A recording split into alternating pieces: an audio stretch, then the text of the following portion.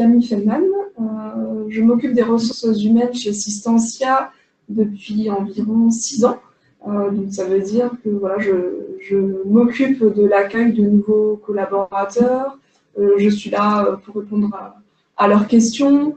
Je gère également la paye. Voilà, globalement.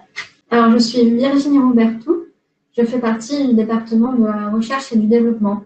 Donc, en fait, c'est l'endroit où on conçoit, améliore et maintient les logiciels de l'entreprise.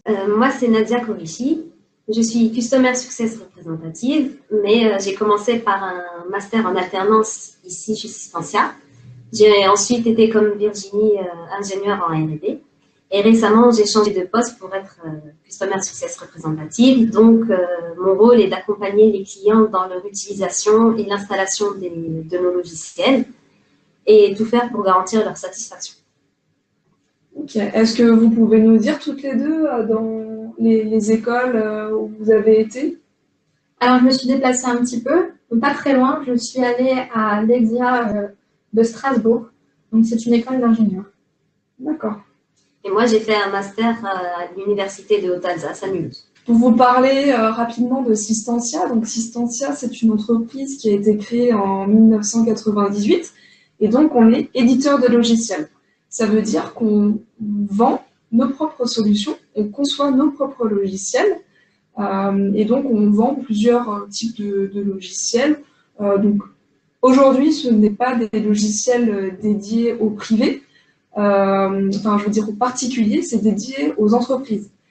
Historiquement, on vendait beaucoup dans les hôpitaux et au fur et à mesure, on s'est développé et on a su vendre nos solutions dans des entreprises de type donc privé et non public. Par exemple, pour celles qui peuvent connaître le groupe Beau Manoir, le groupe Beau Manoir a les magasins cache-cache. Donc, Systentia a connu une très grande croissance. Aujourd'hui, on est proche des 120 collaborateurs, mais la difficulté dans le monde du numérique et de l'informatique, c'est de trouver des femmes. Pour vous donner un exemple, chez Systentia, au 30 septembre, on avait une répartition d'environ 80% d'hommes et seulement 20% de femmes. Alors, bon, aujourd'hui, je me suis accompagnée de 2 de mes collègues qui sont, elles, vraiment dans le domaine informatique, qui ont vraiment fait des études dans ce domaine. Et voilà, on a souhaité un petit peu parler avec vous de différents domaines informatiques pour peut-être vous donner goût et vous donner l'envie de faire des études dans ce domaine, sachant que le monde de l'informatique est très vaste. Nous, on est éditeur de logiciels, donc on est dans un domaine en particulier, mais après, il en existe bien d'autres. Donc, on espère que ça vous donnera quelques idées. Je voulais également vous préciser que chez Systentia, la moyenne d'âge, elle est de 33 ans. C'est quand même une moyenne d'âge relativement jeune.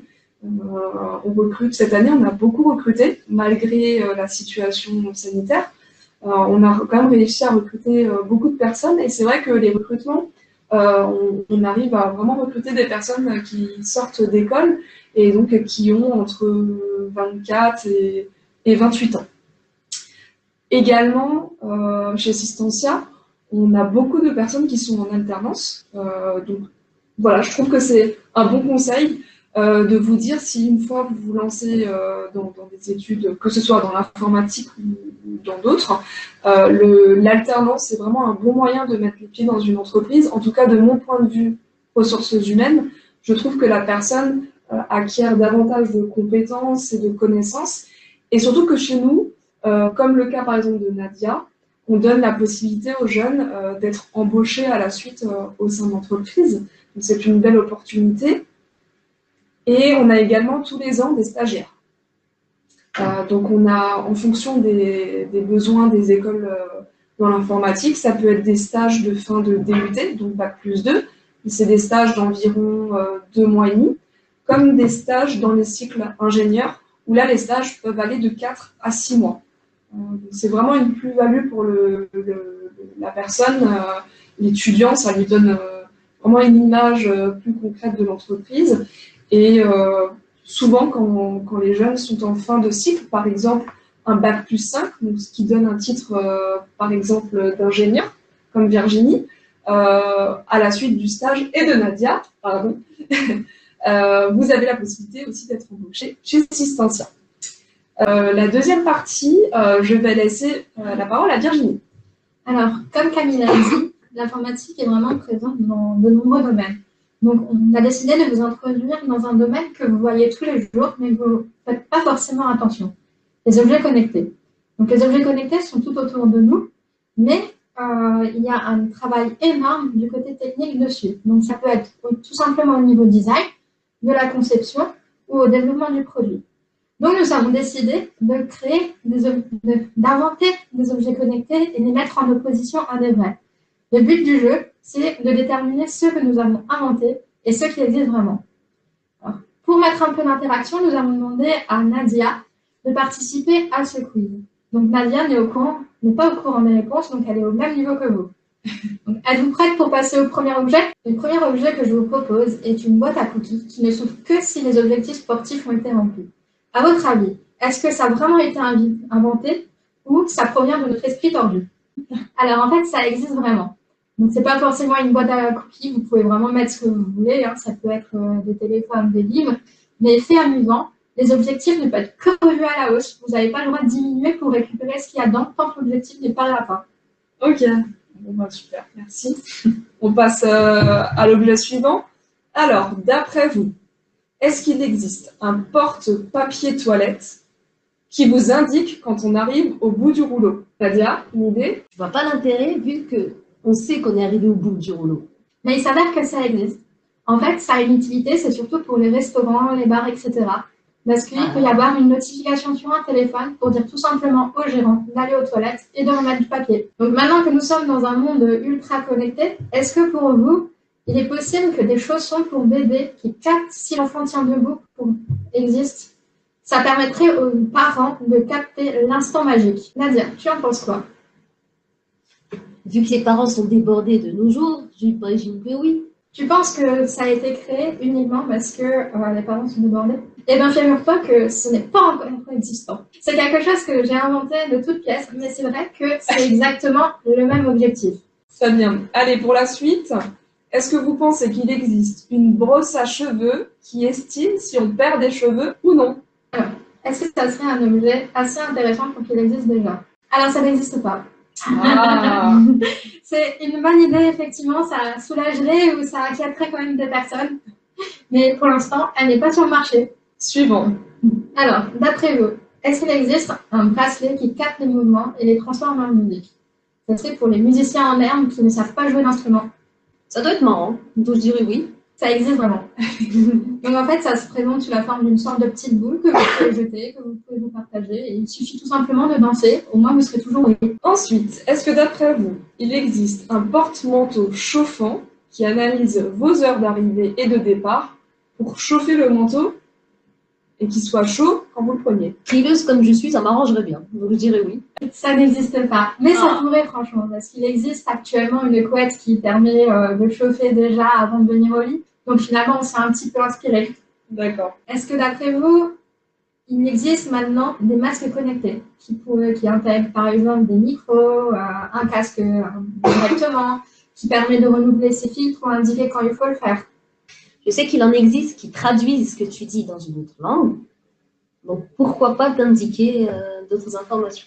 Bien sûr que ça existe. Sur la planète maintenant, il y a tellement de masques que forcément c'était un marché à prendre. Donc il en existe même plusieurs. Il y a plusieurs marques qui se combattent là-dessus pour être en tête. Et enfin, une petite dernière. Est-ce que vous pensez qu'il existe une bague qui évite de s'endormir quand on est au volant?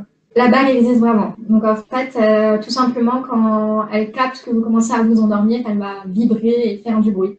Donc j'espère que ça réveille quand même les gens. Certains ne sont pas forcément très sensibles à ça. Donc voilà, toutes ces technologies ont été réalisées sans doute par des services de recherche et de développement. Donc comme on en a un chez nous, c'est juste qu'on ne conçoit pas, nous, des objets, on conçoit des logiciels. Mais voilà, ce sont un peu des services dans le même esprit, ça reste dans le domaine de l'informatique. Et ça fait pas peur d'avoir ces objets connectés. Ça dépend de ce qu'ils font de mes données personnelles. Tes données personnelles? Ben justement, on va en parler un petit peu des données personnelles. Donc, pour mettre un peu dans le contexte, les données personnelles, ce sont des informations que vous transmettez pratiquement tous les jours. Donc, ça peut être tout simplement sur les réseaux sociaux, mais également quand vous remplissez un formulaire, je ne sais pas, de carte de fidélité, peut-être même les informations que vous transmettez à votre école. Donc, ces données personnelles donnent beaucoup d'informations sur vous. Et à partir de là, on peut en faire beaucoup de choses. Donc, par exemple, il n'y a pas si longtemps, il y a eu une fraude à la carte de fidélité. Donc, vous pouvez vous dire, c'est pas forcément très important. Sauf que de nos jours, les cartes de fidélité commencent à avoir de l'argent dessus. Et le but de cette fraude, c'était de récupérer l'argent sur les cartes de fidélité. Vous savez comment ils s'y sont pris? En fait, ils ont tout simplement récupéré les données personnelles, par exemple la date de naissance, et ont utilisé cette info pour pirater le code. Donc, la carte de fidélité a par défaut un code classique. Donc, c'est souvent le 4x0 ou le 1, 2, 3, 4. Je pense qu'on le connaît tous, celui-là. Mais souvent, les personnes, pour ne pas l'oublier, mettent l'année de naissance ou la date d'anniversaire. Et les fraudeurs, en fait, ce qu'ils ont fait, c'est qu'ils ont récupéré cette date de naissance et ils l'ont utilisée comme code. Grâce à cette combine, ils ont récupéré énormément d'argent parce que la moitié des personnes n'avaient jamais changé le code ou mettaient des informations classiques. Donc, ça peut être un risque très grave, même si pour vous, ça paraît des informations très basiques. Okay. Donc, ton conseil par rapport aux cartes de fidélité, c'est de modifier à chaque fois les mots de passe et d'en mettre des plus sécurisés. C'est ça. Pas que sur les cartes de fidélité, sur tout ce qui concerne vos informations, faites attention aux mots de passe que vous mettez. D'accord. Et du coup, tu peux nous donner d'autres exemples encore? Alors, d'autres exemples. Bien sûr, je peux vous donner l'exemple de Garmin. Je vous avoue que je ne sais plus trop comment ça se prononce. Cette entreprise est un des leaders dans tout ce qui est carte d'environnement. Donc, ça peut être tout simplement le GPS de votre voiture, une montre connectée pour les coureurs et les cyclistes, mais ça fait partie également de tout ce qui est aéronautique et pilotage. Mais cette entreprise s'est fait pirater un système informatique avec ce qu'on appelle un ransomware. Un ransomware, c'est tout simplement un logiciel qui bloque tout ce qu'il y a sur votre réseau. Donc, il n'est plus capable de faire quoi que ce soit. Il faut payer pour pouvoir le débloquer. Donc, ce ransomware a bloqué toute l'entreprise, mais donc pas que des particuliers, mais aussi toutes les entreprises partenaires, finalement. Donc, ce problème, en fait, est apparu tout simplement, ça peut être une cause basique, c'est cliquer sur un lien ou envoyer, aller sur un endroit qu'il ne faut pas. Donc, c'est une erreur humaine toute bête. Ça peut être fait en même pas une seconde, mais ça peut causer des destructions assez massives pour une entreprise. Et c'est vrai qu'on en entend de plus en plus parler dans des sociétés où, du coup, ils doivent payer de l'argent pour récupérer leurs données. Donc, je pense qu'il faut vraiment être vigilant, que ce soit dans le privé ou aussi dans le monde professionnel. Et je pense que ça passe en principe en priorité par les adresses mail. On est confronté tous les jours à des spams, etc. Et donc, il faut être vraiment vigilant et ne pas cliquer sur ces liens. Quand on a un doute, il faut vraiment, en tout cas dans le cas d'une entreprise, se référer au service informatique. C'est quoi un malware? Un malware, c'est, pour faire simple, si vous voulez, c'est un logiciel qui a vraiment un but négatif vers la personne visée. Donc, ça peut faire plein de choses. Ça peut, par exemple, vous bloquer votre système, mais ça peut vous voler des informations. Ça peut effacer tout ce que vous avez sur un ordinateur. C'est vraiment, ça a un but malveillant. Il y avait une autre question? En deux mots, logiciel de quoi pour Systentia? Donc, c'est des logiciels de cybersécurité et de virtualisation de poste. Je ne sais pas si ça vous parle. Mais... Est-ce qu'on peut... Tiens, on peut peut-être donner l'exemple de Gate, de logiciel Gate qu'on vend. Non, mais simplement, hein, pour expliquer le travail. C'est des logiciels qui vous permettent d'accéder à par exemple, à votre ordinateur qui est à l'entreprise en étant en télétravail, en sécurisant la chaîne de connexion de bout en bout. Voilà, donc un des produits qu'on commercialise et qu'on appelle Gate permet de proposer aux entreprises et elles de proposer à leurs salariés de faire du télétravail en toute sécurité. Ça veut dire que, par exemple, un collaborateur qui n'aurait pas au travail un PC portable mais chez lui, il a un ordinateur personnel, il peut se connecter en toute sécurité sur le bureau de l'entreprise. Ça demande juste à ce que l'ordinateur de l'entreprise soit alimenté. Voilà, ça c'est par exemple une solution qu'on commercialise. Donc la question c'était comment on s'en protège donc, par rapport au malware. Pour se protéger du malware, à savoir, le premier facteur, c'est le facteur humain. Donc toujours faire attention à ce que vous faites, à ce que vous partagez, à ce que vous installez. C'est vraiment, il faut tout simplement faire attention à ce que vous faites avec l'informatique. Et on le retrouve aussi, dis-moi si je me trompe Nadia, mais quand tu parles d'installation, c'est vrai que parfois quand on est sur son ordinateur, on se dit ah tiens j'aimerais bien avoir un logiciel, installer quelque chose, mais souvent les sites internet sont déjà à la base frauduleux, et quand tu télécharges le logiciel, bah, du coup tu télécharges un virus. C'est ça. Parce que les méchants, comme vous dites, il copie un site fiable et il fait de sorte à ce que ça y ressemble beaucoup et vous vous trompez. Et pour certains malwares, tout simplement, c'est d'installer un antivirus qui détectera à l'installation que ce n'est pas un vrai logiciel ou que ce logiciel essaye d'accéder à des choses qu'il n'est pas censé accéder. Et est-ce qu'on peut, aujourd'hui, quand on va sur un site internet qu'on n'a jamais été avant, est-ce qu'on a moyen de savoir dès le départ si c'est un site sécurisé ou pas? Il y a certains antivirus qui analysent les sites, donc ils peuvent dire si c'est un site qui n'est pas bon ou pas. Ensuite, il y a aussi l'adresse du site, si c'est un HTTPS, c'est-à-dire qu'il est sécurisé. Et il y a pas aussi parfois des cadenas. Si, c'est ça. C'est ça? Il y a un cadenas à côté de HTTPS dans la barre. C'est ça.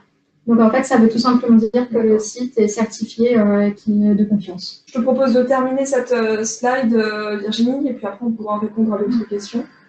Donc j'ai dit que le premier facteur, c'est le facteur humain.